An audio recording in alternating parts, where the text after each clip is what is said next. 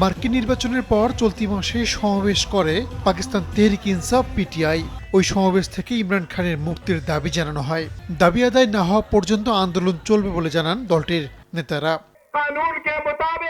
এরপর গেল সপ্তাহে কারাগার থেকে চূড়ান্ত আন্দোলনের ডাক দেন পাকিস্তানের সাবেক প্রধানমন্ত্রী ও পিটিআই প্রতিষ্ঠাতা ইমরান খান। তার আইনজীবী জানান, আগামী 24 নভেম্বর রাজধানী ইসলামাবাদ অভিমুখে পদযাত্রা করতে দলের নেতাকর্মীদের প্রতি আহ্বান জানিয়েছেন ইমরান।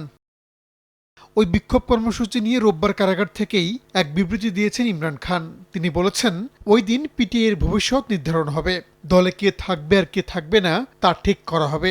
24 নভেম্বরকে সিদ্ধান্ত গ্রহণের দিন হিসেবে উল্লেখ করে কর্মসূচি সফল করতে সমর্থকদের যোগ দেওয়ার আহ্বান জানান তিনি। শুধু ইসলামাবাদই নয়, দেশ জুড়েই বিক্ষোভ হবে বলেও বিবৃতিতে বলা হয়। এদিকে পাকিস্তানের রাজনৈতিক উত্তাপের মধ্যে ইমরান খানের মুক্তি চেয়ে যুক্তরাষ্ট্রের প্রেসিডেন্ট জো বাইডেনের কাছে চিঠি লিখেছেন মার্কিন কংগ্রেসের 46 জন সদস্য। চিঠিতে পাকিস্তানের চলমান মানবাধিকার লঙ্ঘন ও গণতান্ত্রিক মূল্যবোধের অবক্ষয়ের বিষয়ে উদ্বেগ জানিয়ে বাইডেন সরকারকে দ্রুত পদক্ষেপ নেয়ার আহ্বান জানানো হয়। এমনকি পাকিস্তানে গত ফেব্রুয়ারি নির্বাচনে ব্যাপক কারচুপি ও অনিয়মের অভিযোগও তোলেন কংগ্রেস সদস্যরা। রাহানুল রানা, সময় সংবাদ।